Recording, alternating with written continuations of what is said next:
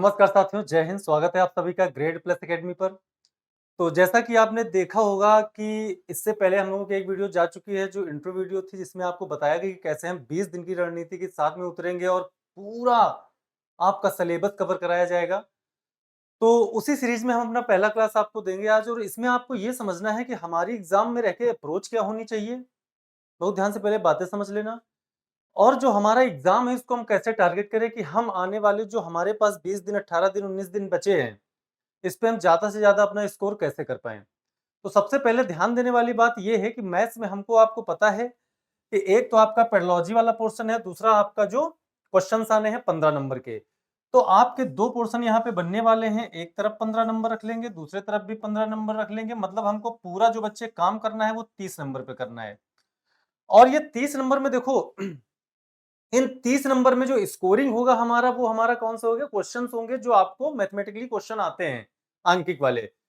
और बाकी जो पेडागोजी वाला पोर्शन है उसमें भी आपको थोड़ी सी अपनी कहते हैं सोचने की क्षमता को बढ़ाना पड़ेगा, क्योंकि वो उसी पे डिपेंड है कि आप कैसा समझ पा रहे हो क्वेश्चन को। सबसे ज्यादा अगर कुछ इंपॉर्टेंट है उस पोर्शन में तो वो है आपकी समझ।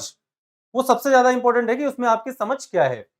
तो आज हम लोग चर्चा करेंगे कई सारे क्वेश्चंस पे जो प्रीवियस ईयर बने हैं, और एक कॉन्सेप्ट के साथ में चर्चा करेंगे। मतलब कॉन्सेप्ट के साथ साथ आपको तरीका भी बताएंगे कि पेपर वाली अप्रोच आपकी क्या होनी चाहिए, कैसे आपको काम करना है। दोनों ही तरीके आपको सिखाए जाएंगे यहाँ पे, ठीक है। तो चलिए स्टार्ट करते हैं, आज का पहला क्वेश्चन लेते हैं। और एक बात बच्चे आपको बता दें, इसमें अगर हम आपसे ये कहते हैं कि जो सबसे इंपॉर्टेंट रहने वाला है, जो सबसे इंपॉर्टेंट रहने वाला है वो आपका रहने वाला है classification of number, number system, LCM, HCF. ये जो है बहुत महत्वपूर्ण टॉपिक है। मतलब इनसे आप आगे के टॉपिक में बहुत अच्छा कर सकते हैं। चलिए, तो पहला क्वेश्चन देखो हमारे स्क्रीन पे लगा हुआ, ये पेपर में बना हुआ क्वेश्चन सीटेट का है। तो इसको बनाने के लिए सबसे बेस्ट अप्रोच आपकी क्या होनी चाहिए, या आपने जो कॉन्सेप्ट सीखा है उसको कैसे अप्लाई करें, यहां पे आपको ये सीखना है। और ज्यादा से ज्यादा नंबर स्कोर करना है पेपर में। ध्यान दीजिएगा अच्छे से। कह रहा ए के उन सभी संभावित मानों जिनके लिए 4 अंकीय संख्या 547 ए कॉमा 3 से विभाज्य है, उसका स्तंभ बताओ, उसका योग बताओ। अब देखो यहां पे दो बातें आपको समझाते हैं। अब देखिएगा बच्चा, थोड़ा सा कॉन्सेप्ट पे चलते हैं। देखो, यदि कोई यदि किसी, समझ लेना यहां पे 3 से बेटा विभाज्य होने की बात की है। यदि किसी संख्या नंबर के अंकों का योग, के अंकों का योग, अंकों का सम, अंकों का योग 3 से डिवाइड हो जाए, 3 से कट जाए, कट जाए, तो संख्या भी, तो संख्या भी 3 से कटेगी। किससे कटेगी, 3 से कटेगी। मतलब हम ये कह सकते हैं तो नंबर भी हमारा 3 से डिवाइड हो जाएगा। तो यहां पे जो सबसे इंपॉर्टेंट बात है कि हमको ये बात समझनी पड़ेगी कि या तो देखो, आपको अगर बहुत बढ़िया अप्रोच लगाना है तो डिजिटल सम से आप कर सकते हो क्वेश्चन को, नो डाउट।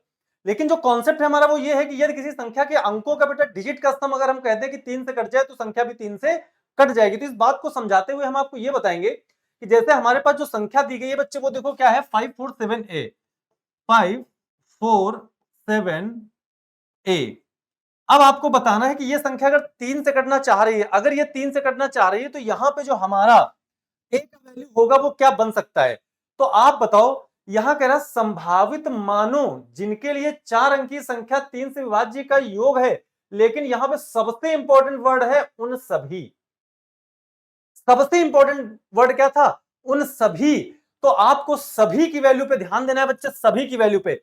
लेकिन उससे पहले हमारा कॉन्सेप्ट कहता है कि यहां पे अगर आपको किसी अच्छे अध्यापक ने क्लासिफिकेशन पढ़ाया होगा या नहीं पढ़ाया है, तो हम आपको सिखा रहे हैं कि क्लासिफिकेशन में सबसे इंपॉर्टेंट बेटा बात है कि कोई नंबर कैसे बना, कोई नंबर कैसे बना, कोई संख्या कैसे बना। बहुत ध्यान देना, बहुत अच्छे से। कोई संख्या कैसे बना, तो संख्या अगर कोई बनी है तो वो अंकों से मिलकर बनती है। संख्या अगर बनी है तो किससे मिलकर बनी है, अंकों से मिलकर बनी है। यहां पे सबसे ज्यादा जो बात ध्यान देने वाली थी वो डिजिट वाली थी, क्योंकि बेटा यहां पे ए कोई संख्या नहीं होगी, वो एक डिजिट होगी, एक अंक होगा। और अंक की अगर बात करेंगे तो हम सिर्फ और सिर्फ कहां से कहां तक जा सकते हैं, 0 से लेके 9 तक। अगर हम अंकों की बात करेंगे तो सिर्फ और सिर्फ हम कहां तक जा सकते हैं, 0 से लेकर 9 तक, ये बात हमेशा समझ रहे होगे आप, ठीक है। अब देखिएगा, मतलब एक कभी भी 2 डिजिट का नंबर नहीं बन सकता, एक कभी भी हमारा 2 डिजिट का नंबर नहीं बन सकता। अब एक बात बताओ, अगर हम देखें तो बेटा 7 और 5, ध्यान देना बहुत अच्छे से, इधर आओ। अगर हम यहां पे देखें, कलर को चेंज कर लेते हैं, और यहां पे अगर हम ये देखें कि यार 7 और 5 12 होता है, 3 से कट गया। अब यहां अगर 4 है तो यहां पे हम क्या क्या लिख सकते हैं? सर अगर मैं यहां 2 लिख दूं तो 4 और 2 6, और 6 बताओ 3 से कटता है कि नहीं कटता है? जल्दी बताओ। 3 से कट जाएगा, 6 3 से कट जाएगा। अगर सर मैं 3 रखूंगा तो 4 3 7 हो जाएगा, नहीं कटेगा, 3 से नहीं कटेगा, 3 से नहीं कटेगा। अगर सर 4 रखूंगा नहीं कटेगा। अगर सर 5 रख दूं तो कट जाएगा, 5 और 4 9 हो जाएगा, 5 से कट जाएगा, 2 से कट जाएगा। सर 6 रख देंगे 10 हो जाएगा, 7 रख देंगे तो 11 हो जाएगा, 8 रख देंगे तो सर क्या हो जाएगा? 12 हो जाएगा। 8 और 4 12, मतलब ये वाला भी सही हो गया। 9 रख देंगे तो 13 हो जाएगा, नहीं कटेगा। आगे 10 आएगा, 10 बेटा लिख नहीं सकते क्योंकि ये नंबर है, ये डिजिट नहीं बचाओ। ए क्या है? डिजिट है। तो बहुत ध्यान से बातों को समझना। ए क्या है? हमारा डिजिट है। तो यहां पे एक एक बात मैंने तुमको समझाई है, एक एक बात आप ये कह सकते हो कि सर एक एक कॉन्सेप्ट आपका क्लियर हो चुका है कि यहां पे ए हमारा क्या था? डिजिट था। ए हमारा क्या था? डिजिट था। तो सबसे पहला हमारा रूल क्या होता है बेटा कि अगर सम ऑफ डिजिट, अगर किसी नंबर के सम ऑफ डिजिट 3 से कट जाए तो संख्या भी 3 से कट जाएगी। तो यहां पे हमने देखा डिजिटल सम लगा के कि 7 और 5 12, 3 से कट गया। 4 यहां है तो ए के जगह हम क्या क्या रख सकते हैं? 2 रख सकते हैं, 3 नहीं रख सकते, 4 रख सकते, 5 रख सकते, 8। तो 3 4 नहीं रख सकते, लेकिन 2 रख सकते। 1 रखेंगे 5 होगा, नहीं होगा। 0 भी नहीं रख सकते। तो 8 और 5 बेटा कितना होता है? 13। 13 और 2 15, 13 और 2 15। तो जो हमारा इन अंकों का सम आया है वो कितना आया है? 15 आया है, मतलब ऑप्शन नंबर बी। अब बताओ क्या इस बात को आप सभी लोग समझ पाए? तो ऑप्शन नंबर जो बी था हमारा बिल्कुल करेक्ट आंसर यहां पे बनेगा, जो ऑप्शन नंबर बी था। अब एक एक बात मैंने आपको इस क्वेश्चन की समझा दी है, जल्दी से स्क्रीनशॉट ले लो क्योंकि ये बातें आपको और कोई समझाने वाला नहीं है। चलो आगे अगले क्वेश्चन पे। अगला क्वेश्चन देखो, आते हैं बच्चा अगले क्वेश्चन पे। चलो देखो एक क्वेश्चन दिया गया है, सीटेट में पूछा गया बेटा क्वेश्चन है सारे पेपर में, ये सारे क्वेश्चन पेपर में आए हुए हैं। कह रहा है यदि किसी त्रिभुज का एक कोण 110 डिग्री है तो इसके अन्य दो कोणों के समद्विभाजकों के बीच बने कोण की माप है। अब सबसे इंपॉर्टेंट है इसके कॉन्सेप्ट को समझ पाना, सबसे इंपॉर्टेंट है इसके कॉन्सेप्ट को समझ पाना। समझिएगा ध्यान से। लेकिन हम हैं तो क्या गम है, सुमित सर हैं तो मुमकिन है। ध्यान दो इधर। सबसे पहले हम इधर बेटा कॉन्सेप्ट को समझा रहे हैं आपको, कॉन्सेप्ट को एक एक तरीके से समझा रहे हैं। देखो कैसे, अगर आपसे कोई ये कह दे, समझिएगा बहुत ध्यान से, बड़े आराम से, बड़े प्यार से समझिएगा।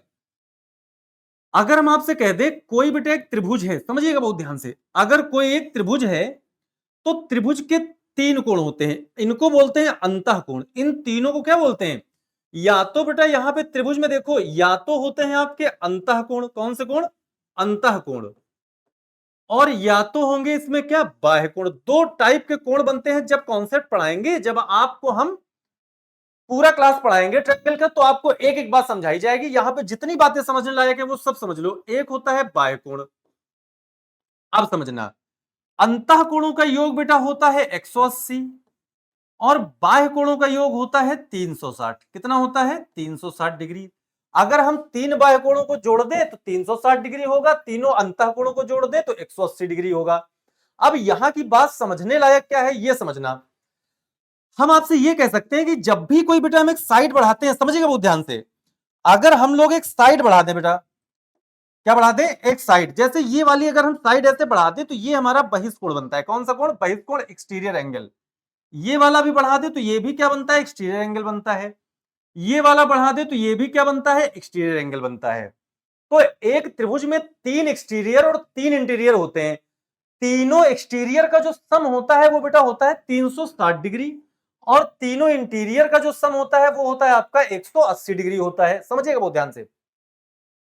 अब क्वेश्चन देखो पेपर में कैसे बनाया। क्वेश्चन ने ये कहा कि किसी त्रिभुज का एक कोण 110 डिग्री है तो इसके अन्य दो कोणों के समद्विभाजक, समद्विभाजक को हम लोग ये बोल सकते हैं एंगल बाइसेक्टर। इंग्लिश में क्या बोलेंगे? Angle bisector.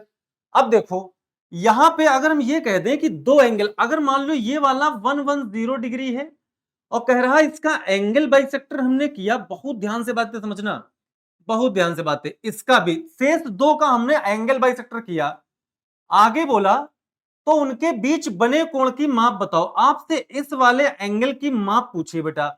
मान लो ये एबीसी एक ट्रायंगल था, एबीसी एक क्या था, ट्रायंगल था। आपसे बोल रहा बीओसी का माप बताओ। तो इस बीओसी का माप अगर निकालना है तो देखो यहां पे आपको एक थ्योरम सॉल्व करनी पड़ती है, समझिएगा ध्यान से। एक थ्योरम होती है कि angle A plus angle B plus angle C बराबर होता है 180 डिग्री, 180 डिग्री। अगर इस थ्योरम के अकॉर्डिंग हम सॉल्व करें तो जो फाइनल रिजल्ट की वैल्यू आती है वो आती है, कभी अगर दो ट्रायंगल के किन्हीं दो एंगल के बाइसेक्टर करता है पेपर, क्या कर दे, बाइसेक्टर कर दे। तो बाइसेक्टर के केस में बेटा क्या होता है, इस बीओसी की जो वैल्यू होती है वो होती है यहां पे 90 degree plus angle A by 2। बहुत ध्यान से बातें समझना, 90 डिग्री और प्लस एंगल ए बाई 2। तो हमेशा एंगल बाई सेक्टर के कंडीशन में आपको यही काम करना है। अगर एक्सटीरियर है तो माइनस कर देंगे, समझना ध्यान से। अगर एक्सटीरियर है, ये किसके लिए है, अंतः के लिए, जब अंतः कोणों का भाजक करें। और अगर बाह्य की बच्चे बात करता है, अगर बाह्य की बात करता है तो उसमें क्या होता है, 90 degree minus angle A by 2। तो ये दो बातें अगर आपको याद है, ये सिर्फ दो बातें, तो आप बड़े आराम से क्वेश्चंस को बना सकते हो बिना किसी टाइम के। मतलब आप ये कह सकते हो कि पलक झपकते आपके आंसर आएंगे भाई साहब, पलक झपकते आंसर आएंगे। देखना कैसे, ये बताओ 180 110 डिग्री था। अगर आपसे कोई ये कह दे बेटा कि 100 का आधा कितना होता है 50 और 10 का मतलब 55, 110 डिग्री का आधा कितना हो जाएगा 55। लेकिन ये अंतः कोणों के भाजक किया है, अंतः कोणों को समद्विभाजक किया है। देख लो यहां पे अन्य दो कोण, यहां बाह्य की बात नहीं की, इसका मतलब क्या है कि अंतः कोण की बात की है। तो यहां पे 90 में 55 जोड़ दो। अगर आपसे कोई कह दे कि 90 में 55 जोड़ दो तो ये बताओ क्या हो जाएगा, 5 और 9 4 13 9 5 14, 145 डिग्री। अब बताओ 145 डिग्री कहीं ऑप्शन में था, बी ऑप्शन आपका बिल्कुल सही था। अब बताओ इसमें टाइम लगेगा, जल्दी से एक बार लाइक ठोक दो, शेयर कर दो वीडियो को, कमेंट करना अगर मजा आ जाए कॉन्सेप्ट में, शेयर जरूर कर देना, लाइक कर देना, नए हो तो चैनल को सब्सक्राइब कर देना। और इसी के बाद बेटा कल से हम लोग एक अहम रणनीति के साथ उतरने वाले हैं, तो आज से ही, क्योंकि आज आपको यह समझाना है कि कैसे कैसे क्वेश्चन करने हैं बेस्ट अप्रोच से। सीधे यहां पे आपको हर एक बात बता रहे हैं कि अंतः कोण क्या होगा, बाह्य कोण क्या होगा, हर एक बात ऐसे ही आपको वहां पे सिखाया जाएगा कि कैसे हमारी बेस्ट अप्रोच होगी, हम 20 दिन के अंदर आप अपने स्कोर को अच्छा कर पाए, 130 प्लस कर पाए। तो ये हमारे साथ जुड़े रहने का आपका फायदा होगा। अब समझो इस क्वेश्चन को कर लिया, आगे बढ़ते हैं। अब इसका जल्दी से स्क्रीनशॉट ले लो, आप लोग जल्दी से स्क्रीनशॉट लो और आगे बढ़ते हैं। अब देखो यहां पे एक बात अगले क्वेश्चन की ध्यान देना, बहुत अच्छे से, बड़े बढ़िया बढ़िया क्वेश्चन है। चलो बताओ, कह रहा 10 मोमबत्तियों का क्रय मूल्य 8 मोमबत्तियों के विक्रय मूल्य के बराबर है, तो लाभ हानि प्रतिशत है। कह रहा लाभ हानि, या लाभ होगा या हानि होगा, उसका प्रतिशत बता दो हमको, इनमें से क्या होगा। तो आप बड़े आराम से बेटा यहां समझ सकते हो कि कह रहा है कि 10 मोमबत्तियों का क्रय मूल्य, क्रय मूल्य क्या होता है, देखो एक होता है सीपी, ध्यान देना बहुत अच्छे से, एक एक बात समझा रहे हैं आपको बहुत प्यार से, हौले हौले। एक होता है बेटा सीपी और सीपी होता है क्रय मूल्य। ये क्या होता है आपका, क्रय मूल्य, क्रय मूल्य। और एक होता है आपका एसपी, एसपी क्या होता है आपका, विक्रय मूल्य। ये क्या होता है, विक्रय मूल्य। अब एक एक बात को समझिएगा जरा, ये होता है आपका बेटा विक्रय मूल्य। अब देखिएगा जरा ध्यान से, और एक होता है एमआरपी, इसको बोले तो अंकित मूल्य। क्या बोलते हैं, अंकित मूल्य, अंकित मूल्य। अब देखो हमेशा जो हम लोग खरीदने में पैसा लगाते हैं, जो पैसा खरीदने में लगाते हैं वो हमेशा क्या होता है, सीपी होता है। लेकिन अगर हम अपनी ही चीज को, जैसे अगर हमने अपने फोन को 10,000 का खरीदा तो वो बेटा क्या है, हमारा सीपी है। लेकिन अगर हमने इसको 5,000 का या 15,000 का बेच दिया तो बेचने वाला हमेशा क्या होगा, वो होगा हमारा एसपी होगा। लेकिन जो टैग पे लिखा हो, जैसे आप मार्केट जाते हो, मार्केट गए तो एक शर्ट के या टी शर्ट के प्राइस को देखते हो, टैग लगा होता है, उसमें लिखा होता है एमआरपी 500 रुपए, डिस्काउंट के बाद जो पैसा पे कर दो वो सीपी, लेकिन जो एमआरपी है वो लिखा होगा वहां पे ये बात। लेकिन जब ऐसा क्वेश्चन बेटा पेपर में देता है तो यहां पे एक दिक्कत आती है, और दिक्कत क्या आती है हम आपको बता रहे हैं, सुनिएगा जरा ध्यान से, एक सेकंड। हाँ, दिक्कत ये आती है कि यहाँ पे समझ पाना मुश्किल होता है, क्योंकि यहाँ पे मान के या तो सॉल्व कर लो या तो फिर जुगाड़ से सॉल्व कर लो। तो यहाँ पे एक बहुत बेस्ट अप्रोच आपको बता रहे हैं। अगर आपको कभी ये बराबर वर्ड बेटा पेपर में दिख जाए, कौन सा वर्ड दिख जाए, बराबर वर्ड, ये देखो क्या लिखा है बराबर, अगर ये वर्ड आपको कभी भी दिख जाए, ये बराबर वर्ड अगर आपको कहीं दिख गया तो समझ लेना क्वेश्चन का खात्मा हो गया। आप कुछ ना करना, बहुत आराम से बहुत प्यार से आपको समझा रहे हैं, ऐसे लिख लेना सीपी, ऐसे, और ऐसे लिख लेना एसपी। अब लिख दो इनकी वैल्यूज को, इनकी वैल्यूज को लिखना है बेटा कैसे, ध्यान देना बहुत अच्छे से। इनकी वैल्यूज को कैसे लिखना है, देखो यहां कह रहा 10 मोमबत्तियों का क्रय मूल्य, तो सीपी क्रय मूल्य होता है तो 10 लिख दो। एसपी कितना है बेटा, यहां देख लो, एसपी है कितने के बराबर है, 8 के, 8 लिख दो। अब देखो यहां पे एक कोडवर्ड याद रखना कि ये दोनों आपस में एक दूसरे से इंटरचेंज हो जाते हैं, मतलब जो आज आपका है वो कल किसी और का होगा, जो किसी और का है वो आपका होगा, ऐसे समझ सकते हो। 8 को यहां लिख देंगे, 10 को यहां लिख देंगे। अब आपका नया सीपी 8 आ गया और नया एसपी 10 आ गया, मतलब 8 का खरीदा और 10 का बेचा। बराबर के केस में हमेशा आपको यही करना, मानना नहीं, बहुत लेंदी सोल्यूशन बनता है। और सीटेट का बड़ा इंपॉर्टेंट क्वेश्चन यह है, इतना जान लो, सीटेट का बड़ा इंपॉर्टेंट क्वेश्चन है। 8 का खरीदा 10 का बेचा, तो बताओ कितने का लाभ या नुकसान, तो आप साफ साफ देख रहे हो सर, 8 का खरीदे हैं 10 का बेचे हैं तो 2 का नुकसान मिला है। लेकिन नुकसान या फायदा, नुकसान या फायदा हमेशा होता किस पे, तो बेटा आप कहेंगे वो होता है हमारा किस पे, सीपी पे। सीपी कितना है, 8 है, अब इंटू 100 कर देंगे तो परसेंट वैल्यू निकल आएगी, 2 से बेटा 4 आएगा और 4 से काटेंगे 25% का लॉस, तो 25% का क्या आ गया, लॉस आ गया। तो यहां पे ये जो दिखाएगा ये क्या दिखाएगा, लॉस दिखाएगा। तो पहले हमने कुछ बातें यहां पे सीपीएसपी की समझी, उसके बाद हमने देखा कि सिर्फ आपको एक कॉन्सेप्ट लगाना था, मतलब आप 10 सेकंड में अपना आंसर बना सकते थे, 10 सेकंड के अंदर आप अपना आंसर बना सकते थे बिना किसी रुकावट के। चलिए आगे बढ़ते हैं। तो इस बात को समझ पाए ना, जब भी कभी बेटा ये वर्ड आपको याद रखना है, जब भी कभी देखो इधर लिखे दे रहे हैं, अगर सीपी बराबर हो जाए किसके, एसपी पे, तो यही इंटरचेंजिंग वाला कॉन्सेप्ट लगाना है और क्वेश्चन पे आगे बढ़ जाना है। आते हैं अगले क्वेश्चन पे। अगला क्वेश्चन देखो, चलो कह रहा है निम्नलिखित में से मुद्रा के योग का कौशल पढ़ाने के लिए सबसे उपयुक्त रणनीति कौन सी है। अब देखो यहां पे थोड़ा सा प्रेजेंस ऑफ माइंड, थोड़ा सा प्रेजेंस ऑफ माइंड का काम हुआ, क्योंकि अब देखो ये क्वेश्चन ऐसे आते हैं पैथोलॉजी से, निम्नलिखित में से मुद्रा के योग, मुद्रा के योग का कौशल पढ़ाने के लिए सबसे उपयुक्त उपयुक्त रणनीति कौन सी होगी। तो यहां पे आपको एक सही ऑप्शन देखो, आईसीटीसी का उपयोग होगा नहीं, बहुत सारी समस्याएं प्रश्न हल करना ये भी नहीं होगा, मॉडलों का प्रयोग करना नहीं, सबसे ज्यादा इंपॉर्टेंट क्या होता है, रोल प्लेइंग। बात समझना, मुद्रा के योग का कौशल पढ़ाने के लिए सबसे उपयुक्त रणनीति कौन सी होगी। अच्छा एक बात बताओ, रोल प्लेइंग का मतलब क्या होता है, जल्दी से बताओ सभी बच्चे, कमेंट करिए, रोल प्लेइंग का मतलब क्या हो जाएगा यहां पे, जल्दी से सभी लोग, हाँ बताइए भाई तुरंत, रोल प्लेइंग का मतलब क्या हो जाएगा यहां पे, जल्दी बताओ भाई।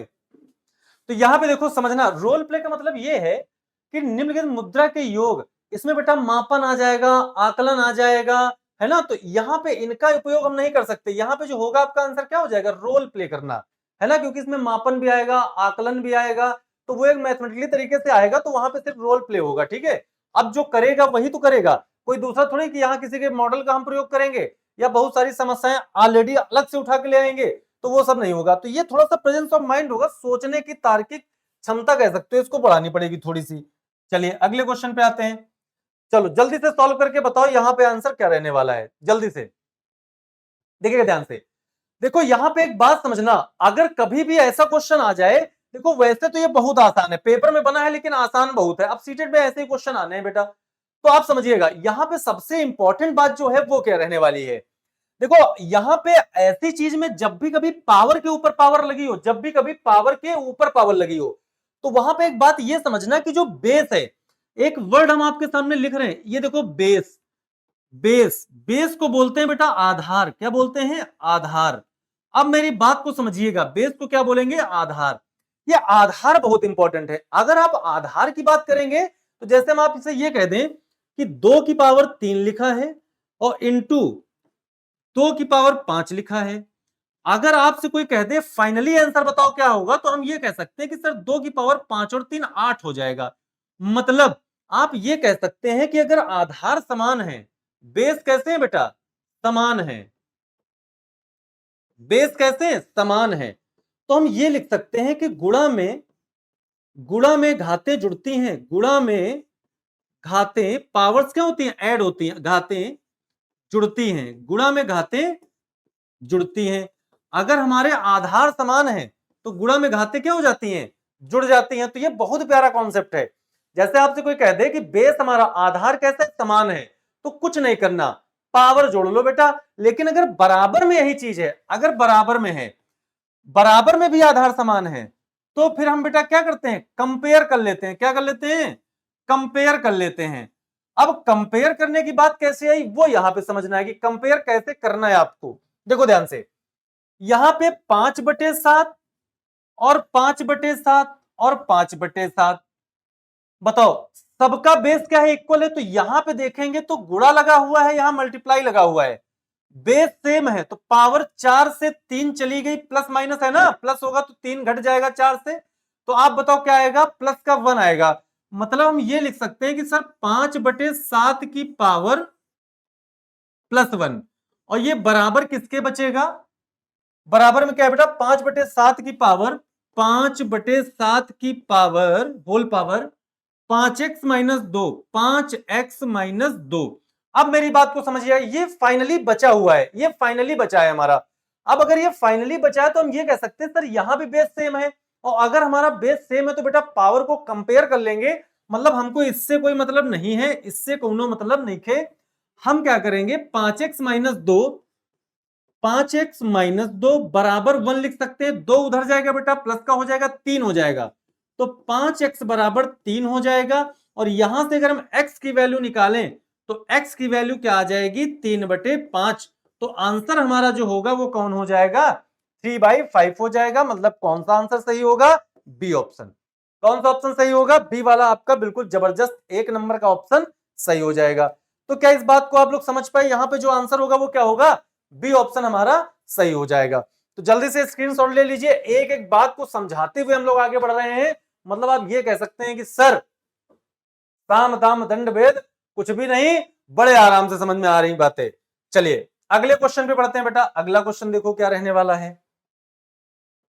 चलो, निम्नलिखित में से कौन सी रेखा गणित शिक्षण की श्रेष्ठ विधि है? रेखा गणित शिक्षण की श्रेष्ठ विधि है, जल्दी बताओ, तुरंत के तुरंत बताओ सभी बच्चे, जल्दी से। रेखा गणित की श्रेष्ठ विधि है, अब बताओ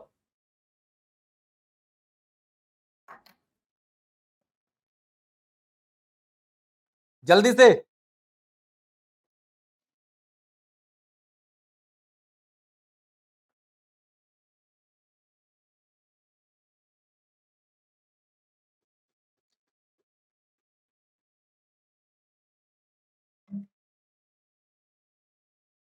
देखो ध्यान से, अब अगर आपसे कोई कहते हैं निम्नलिखित में कौन सी रेखा गणित की शिक्षण की श्रेष्ठ विधि है, तो देखो खेल कूद नहीं होगा।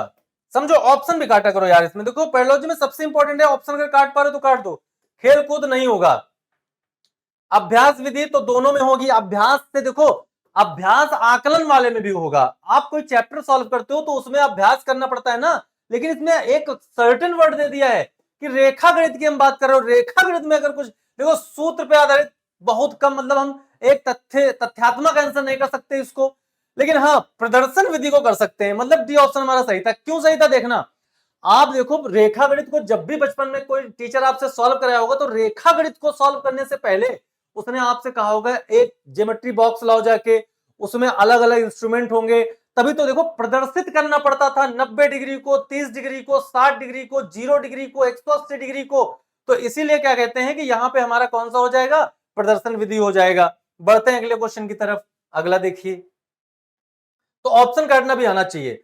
चलो बताओ, अब देखो यहां से बेटा भी क्वेश्चन आएगा। यहां कह रहा है कि आंकड़ों 7, 6, 7, 9, 8, 8, 10, 8 के माध्यिका और बहुलक का माध्य बताओ। अब यहां पे माध्यिका और बहुलक की बात की, देखो बहुलक का मतलब क्या होता है? बहुत लकी इंसान। जैसे हम कह सकते हैं एक ठोके 4 गर्लफ्रेंड, बहुत लकी इंसान। मतलब एक हिसाब से कहते हैं कि घी में उंगली होना, है ना, ऐसे कह सकते हैं बहुलक, जिसका लक बहुत अच्छा हो, बार बार उसकी लॉटरी लग रही है, मतलब वो बहुलक है। बार बार उसकी लॉटरी लग रही, मतलब वो क्या है? बहुलक है। तो सबसे पहले इसको असेंडिंग ऑर्डर में लिख लेंगे। ऑर्डर आपके बेटा दो होते हैं, असेंडिंग एंड डिसेंडिंग। सबसे पहले इसको लिखना है आरोही क्रम में। कौन से क्रम में? आरोही क्रम। इसको सबसे पहले किसमें लिखना है? आरोही क्रम में। आरोही क्रम का मतलब ये होता है बढ़ता क्रम। कौन सा क्रम? बढ़ता क्रम। सबसे पहले हमको इसको आरोही क्रम में लिखना है, बढ़ते क्रम में लिखना है। तो सबसे पहले इसको लिख लेते हैं। तो देखो सबसे छोटी संख्या कौन है? 6 है। 6 के बाद बेटा 7 है, 7 के बाद फिर 7 है, उसके बाद 8 है, फिर 8 है, और 3 बार 8 आया हुआ है। उसके बाद कौन है? 10 है। ये देखो, अब इसको हमने कोष्ठक में बंद कर लिया, है ना, इसको हमने कोष्ठक में बंद कर लिया। अब सुनिएगा, अब यहां सबसे पहले हम बहुलक निकाल लेते हैं। सबसे पहले क्या निकाल लेते हैं बेटा? बहुलक निकाल लेते हैं। बहुलक। तो बहुलक क्या होता है? जो सबसे ज्यादा बार आया हो, सबसे अधिक बार आया हो, जो सबसे अधिक बार आया हो, सबसे अधिक बार आया हो। अब ये बताओ, यहां पे बहुलक क्या हो जाएगा? जल्दी बताओ। 8 हो जाएगा। बहुलक क्या हो जाएगा राजा? 8 हो जाएगा। तो हम कह सकते हैं कि सर यहां पे जो हमारा बहुलक होगा वो कौन होगा? 8 हो जाएगा, बिना किसी टेंशन के। क्योंकि 7 2 बार है, 8 3 बार है, 10 और 6 तो 1 बार है, तो सबसे ज्यादा कौन आया? 3 बार 8 आया। इसलिए बहुलक हमारा क्या हो जाएगा? 8 हो जाएगा।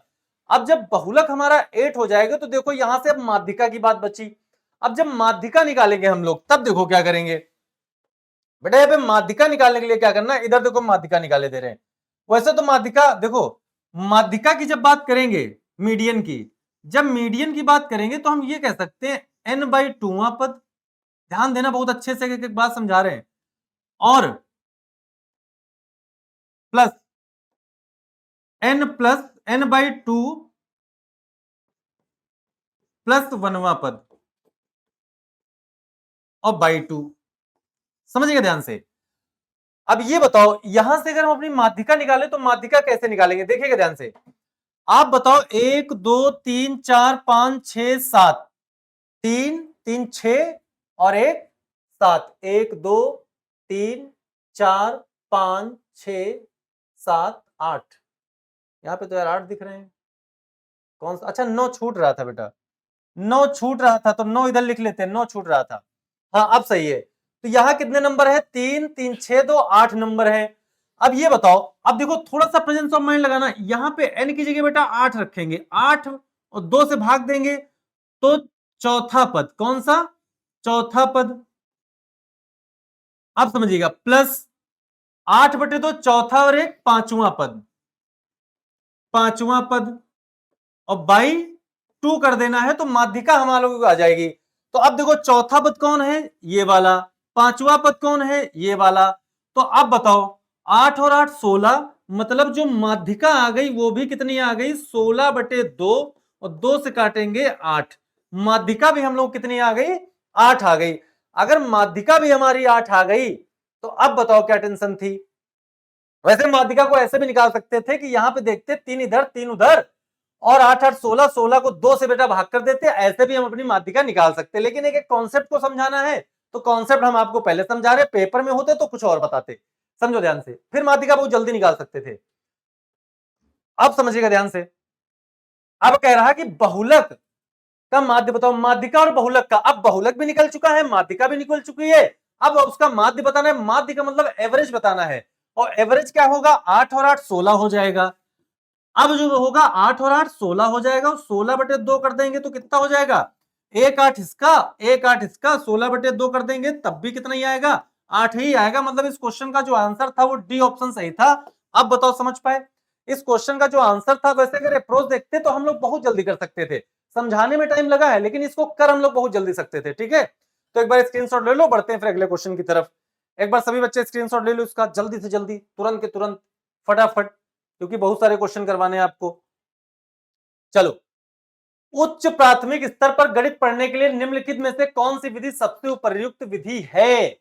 जल्दी बताओ, सबसे उपयुक्त विधि कौन सी है? जल्दी से बताना है। व्याख्यान विधि, गतिविधि आधारित अधिगम, समस्या समाधान विधि या प्रदर्शन विधि? जल्दी बताओ, जल्दी से जल्दी।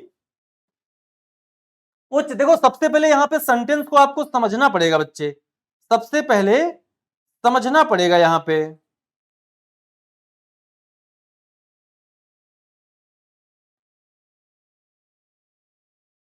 जल्दी बताओ भाई।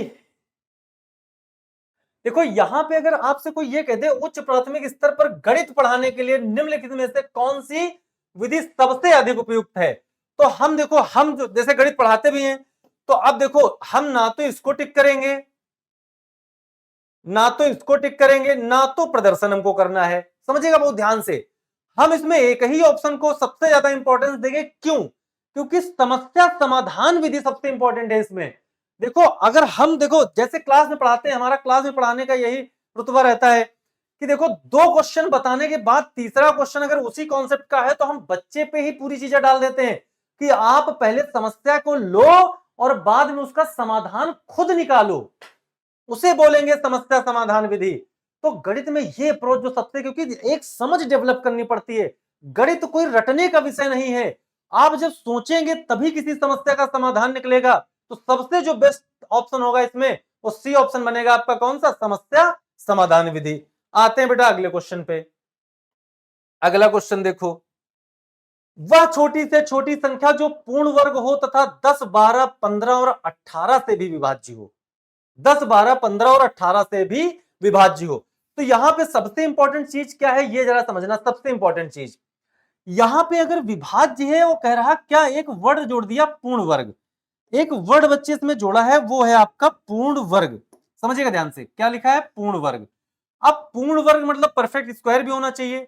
तो सबसे पहले देखो यहां पे नंबर जो दिए गए हैं 10, 12 और 15 और 18, इन तीनों का अगर हम लोग एलसीएम निकालें, अगर इन तीनों का एलसीएम निकालें तो एक ऐसा नंबर, ध्यान देना बहुत अच्छे से, एलसीएम का एक बेस्ट अप्रोच आपको बता रहे हैं कि कभी भी अगर आपसे एलसीएम पूछ ले बेटा, कभी भी एलसीएम पूछ ले, तो तुम सबसे बड़े वाले नंबर के पास चले जाना।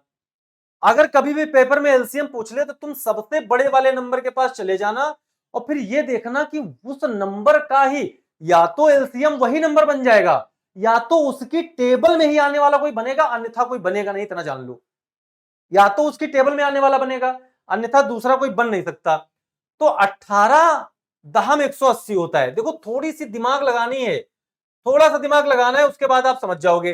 तो ये 180 हमारा क्या बनेगा, यहां पे एलसीएम बनेगा। अच्छा हम ऐसे देखो, जब आप मैथ सॉल्व करोगे बच्चा तो बड़े आराम से समझ पाओगे, नहीं आप कहेंगे तो हम इसको विस्तृत भी बता देंगे। देखो ध्यान से, कुछ नहीं करना, आप ऐसे लिख लेंगे 10, देख लो भाई एक जुगाड़ बता दे रहे हैं, 12 और 15 और 18, देख लो निकाल के दिखाई दे रहे। 5 टू जा क्या होता है, 10 होता है। 2 टू जा 4 होता है। 4 3 जा 12 होता है। 5 3 जा 15 होता है। ये देखो हमने छोटे छोटे फैक्टर कर दिए, और जैसे ही बच्चे तुम छोटे छोटे फैक्टर करोगे, इसके बाद में सबसे, हमने क्या कहा, सबसे बड़का ही वाला एलसीएम बनेगा।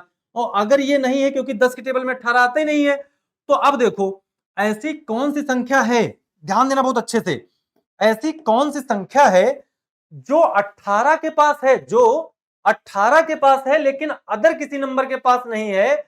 मतलब नहीं नहीं सुनो, ऐसे करो, जो दूसरे के पास है और 18 के पास नहीं है। अब देखो जो दूसरे के पास है लेकिन 18 के पास नहीं है, तो वो 5 मिला हमको, एक जो उसके पास नहीं है। इसके पास दो एक बार है, इसके पास 2 बार है, एक 2 ले लेंगे, बाकी सब ठीक है। एक बार 5 ले लिया तो इसको नहीं लेंगे, एक बार 2 ले लिया तो इसको भी नहीं लेंगे।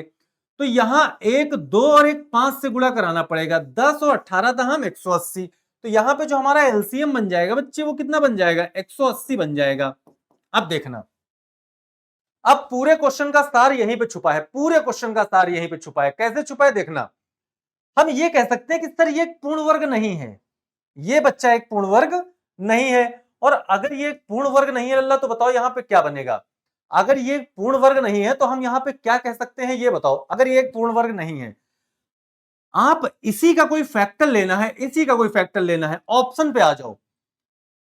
180 का फैक्टर, तो आप देखेंगे इसका दूसरा फैक्टर ढूंढो जो पूर्ण वर्ग बन जाए, जो ऑप्शन में हो। तो वो एक ही बच्चे दिख रहा है, 900।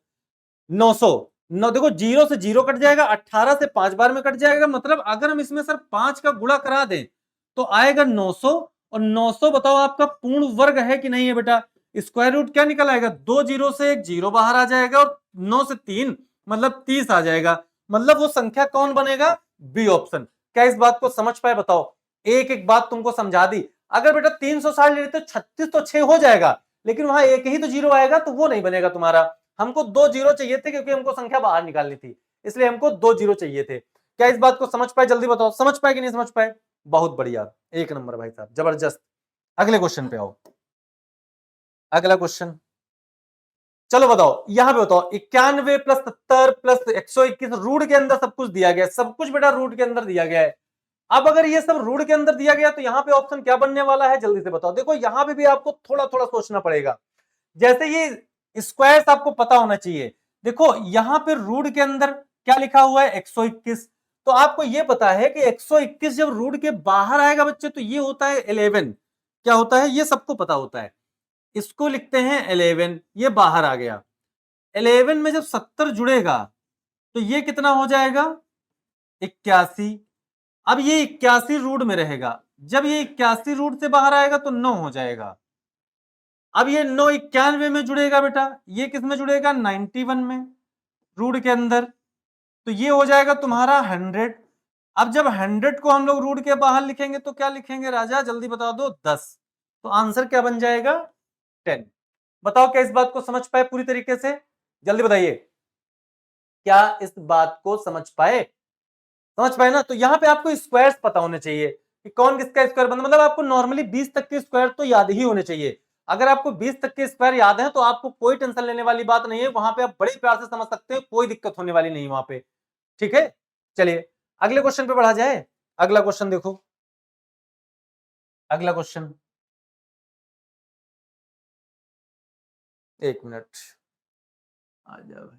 हाँ, कह रहा है संख्या 9y807111 से विभाज्य होगी यदि y का न्यूनतम मान क्या होगा। y का बेटा न्यूनतम मान बताना है आपको।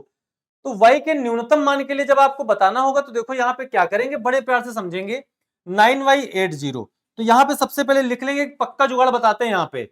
9y8071। अब कह रहा है ये संख्या 11 से विभाज्य है। तो सबसे पहले पेपर में आपको क्या करना है, जोड़े बनाना है। सबसे पहले बेटा, सबसे पहला काम क्या होगा, हम लोग पेयर बनाएंगे। क्या बनाएंगे, पेयर बनाएंगे। और पेयर बनाने के बाद दूसरा कॉन्सेप्ट हमारा ये कहता है कि लास्ट वाला, लास्ट और माइनस उससे पहले, लास्ट माइनस उससे पहले, बस यही करना है। और आपको 11 का रूल समझ में आ गया, समझ लो। देखना कैसे, एक जोड़ा, दो जोड़ा, तीन जोड़ा। अगर जोड़ा ना बनता तो जीरो बढ़ा के बना लेते, ठीक है, इतना याद रखना। 1 से 7 गया, -6। 0 से 8 गया, -8। y से 9 गया तो y -9। अब देखना ध्यान से, अब यहां पे बस सॉल्व करना है, क्वेश्चन का आंसर बाहर हो गया। देखो कोई संख्या 11 से कौन कौन सी संख्या कटती है, 0 कटता है, 11 कटता है, 22 कटता है, 33 कटता है। तो आपको कुल मिला के एक ऐसा ऑप्शन रखो कि इनमें से कोई एक नंबर आ जाए। एक ऐसा ऑप्शन रखो जी इनमें से कोई एक नंबर आ जाए। तो अब मेरी बात को समझिएगा, हम ये कह सकते हैं कि सर 8, 6 और 9 को जोड़ो, तो देखो ये हो जाएगा 17 और ये हो जाएगा 23। 17 और 6 23। मतलब आप लिख सकते हैं कि सर y -23 हो गया, y -23। बस इतना सॉल्व करने के बाद ऑप्शन में से y के स्थान पे हम क्या रख दें, बहुत ध्यान से बच्चा बातें समझना। ऑप्शन में से y के स्थान पे हम क्या रख दें कि 3 1 0 2 आ जाए, 3 आ जाए, 1 आ जाए, 0 सॉरी 3 1 0 2 में से कौन सी संख्या हम y के स्थान पे रख दें कि 0, 22, 11 या 33 आ जाए, मतलब कोई एक ऐसा नंबर आ जाए जो 11 से कंप्लीटली डिविजिबल हो, कोई एक नंबर ऐसा ले आओ। तो ध्यान देना, अगर साफ साफ दिख रहा कि 11 बेटा 22, 22 मान लो, 22 यहां ला सकते हैं, तो y के स्थान पे अगर हम 1 रख दें तो 1 माइनस 23 कितना आ जाएगा, 22 आ जाएगा माइनस का। लेकिन माइनस से कोई मतलब नहीं, 11 से कट रहा है कि नहीं कट रहा, कट रहा है। ऑप्शन कौन होगा, बी ऑप्शन सही था। बताओ भाई, क्या इस बात को समझ पाए? तो इसी एनर्जी, इसी उल्लास के साथ में कल भी मिलेंगे हम लोग, और सीटेट में कैसे हम अपना मैथ में स्कोर ज्यादा से ज्यादा ला पाए, आप बिल्कुल निश्चिंत रहो, भरोसा रखो अपने चैनल पे, ग्रेड प्लस एकेडमी पे। और मिलेंगे हम कब, कल वाली क्लास में। तो इस वाली क्लास का पूरा लुत्फ उठाइए, ज्यादा से ज्यादा वीडियो को शेयर करिए, दोस्तों को बताइए कि हमने 20 दिन के अंदर ऐसी रणनीति बनाई है जिससे आपका स्कोर एकदम से बूस्ट करेगा। मतलब आप पेपर देने जाओगे बिल्कुल वैसे ही हूबहू क्वेश्चन मिल जाएंगे आपको। डिजिट की तो गारंटी नहीं लेते, लेकिन सेम टू सेम क्वेश्चन मिल जाएंगे। मतलब आपको ऐसा लगेगा कि अभी अभी हम कॉन्सेप्ट पढ़ के चले आ रहे हैं। तो चलिए दोस्त, मिलते हैं फिर अगली क्लास में, तब तक के लिए जय हिंद, जय भारत, लव यू ऑल।